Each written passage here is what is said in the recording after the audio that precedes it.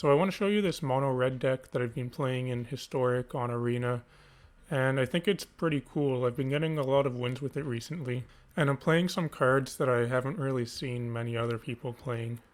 So for mono red decks, I would put them into probably three different categories. One is you could play it like a Goblin Tribal deck. Another is you could go the Wizards route, playing a bunch of the cheap Wizards and Wizards Lightning. And then the third way is just kind of generic aggro, and that's the category that I would put this deck into, is it's basically just a bunch of good aggressive red cards. It does have a few Wizards in it, but I'm not playing Wizards Lightning.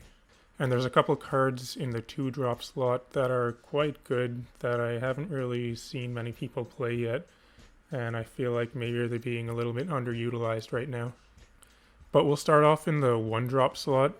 So I've got a total of, what's this, 4, 5, 6, 7, 8, 9, 10 1-drop creatures. So the first one is Fanatical Firebrand. I'm playing a full playset of this. I think this card is great. It was played a lot in Standard when it was in Standard. It's a 1/1 with haste. You can tap it and sacrifice it to do 1 damage to anything. And this kind of plays into somewhat of a theme that's in this deck, which is the idea of having on-board removal spells. I think that's one thing that makes this version of the deck particularly good, is that for my removal spells I can get kind of multiple uses out of them, because instead of using a full card in like a Lightning Strike or a Shock or something, I could have maybe attacked with this card a couple of times before I used it as a removal spell. The next one is 3 Grim Lavamancers. I like this card a lot, and I used to play it a lot in Modern in burn decks, and it's not as good in Historic as it is in Modern, because you don't have access to fetch lands, so you can't fill up your graveyard really fast and start using this guy's ability on turn 2.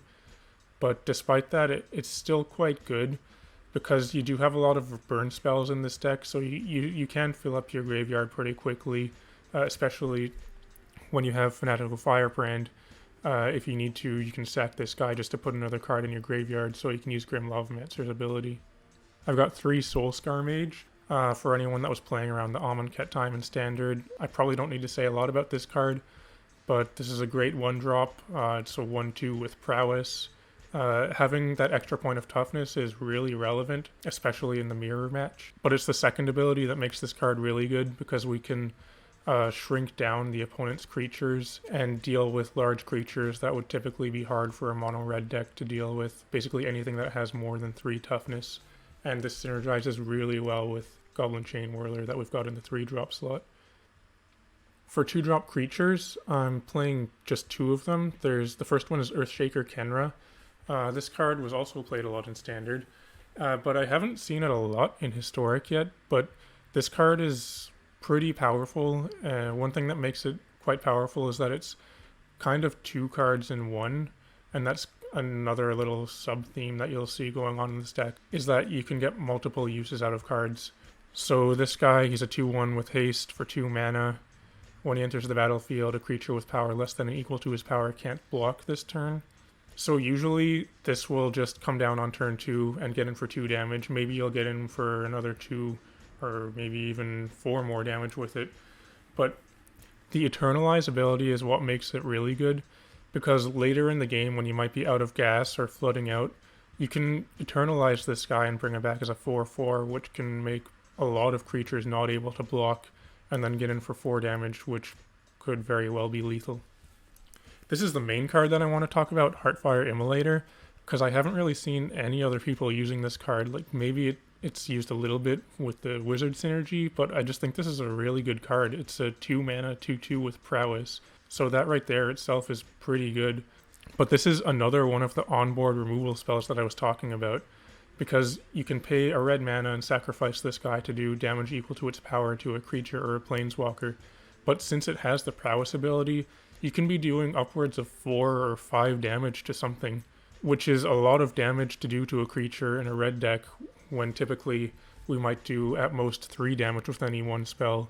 This thing can kill creatures with 4 or 5 toughness, but also if you have a Soulscar Mage out, you can be putting a lot of -1/-1 counters on creatures, and I think this card is pretty underrated right now. I like this card a lot. We've also got 4 Bone Crusher Giants. I probably don't need to say a lot about this card. It's played in tons of decks in multiple formats, but it's a great card and we're playing 4 of it. It's a 2 mana removal spell and also a big creature for 3 mana. And it's another one of the cards that we get multiple uses out of. We're playing 4 Goblin Chain Whirlers. I think that any of the versions of Mono Red probably should be playing 4 Goblin Chain Whirlers. It's just, in my opinion, the best 3-drop for an aggressive red deck, and it synergizes really well with Soulscar Mage. And just like a lot of the other cards in this deck, this was played a lot in Standard when it was in Standard. That's kind of what this deck is, I guess, is like the all-stars of the previous few Mono Red decks that were in Standard just put together into one deck, where the theme is that it's just good cards. One thing that makes this deck a little bit different than the others is that I'm only playing 1 Torbran. You can be playing as many as 4 of this card, but I'm only playing 1. One reason is because it's legendary, so you can only have 1 in play at a time, but also I want to keep the curve quite low, and I really don't want to be playing more than maybe only 2 4-drops. So I do want to have access to this card because it can basically win the game on its own, but I really don't want to have multiple copies of this stuck in my hand, or have a game where I only end up playing 3 lands, so I just can never play this guy. And that's kind of the same idea with Embercleave, is that it's legendary and it costs a lot of mana. So I really don't want to have a lot of awkward draws. I'd like to make this deck as smooth and streamlined as possible. So both of these cards are really powerful and they can win the game for you just on their own, but I don't want to be drawing too many of them. And also I don't want to be relying on them. Basically it's that these cards are great when I have them, but I definitely don't need them to win the game. I can just win it with fast aggressive creatures even if I don't end up drawing these.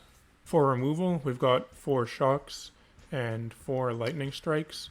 I feel like that's pretty standard for an aggressive mono red deck. And also we're playing full 4 copies of Light Up the Stage. Some mono red decks play this card and some don't.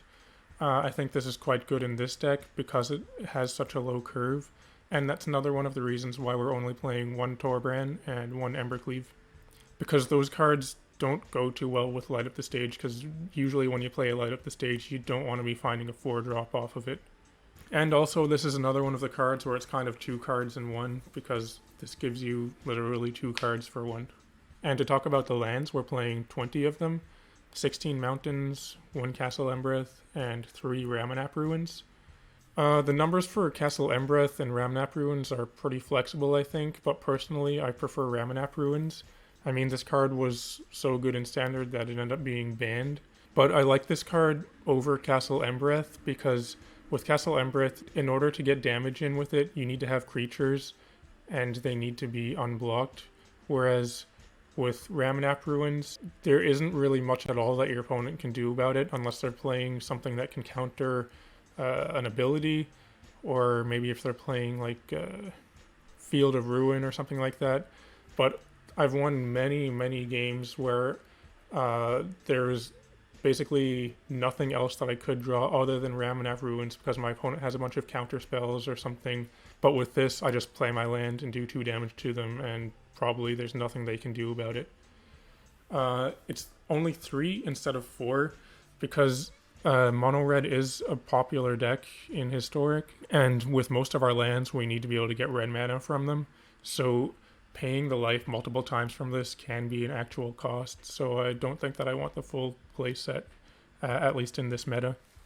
And also I've only got the 1 Castle Embereth because I just really don't want my lands to ever come into play tapped, and both Ramunap Ruins and Castle Embereth are not mountains, so if I have an opening hand that has Castle Embereth and Ramunap Ruins, then this is going to come into play tapped, or if I had multiple Castle Embereths, they would come into play tapped. But I've been playing this deck quite a bit recently, and I've had some success with it. I just wanted to say a little bit about it because there are some cards in here that I think aren't really seeing as much play as they could be right now. And Mono Red is definitely my favorite deck to play in every competitive format, whether it's Standard, Modern, or Pioneer. I always play Mono Red. So I'm always looking to try out some different red cards that might be a bit better than they're given credit for. Anyway, thanks for watching. If you like videos like this, it'd be cool if you could like and subscribe and all that, and I'll talk to you later.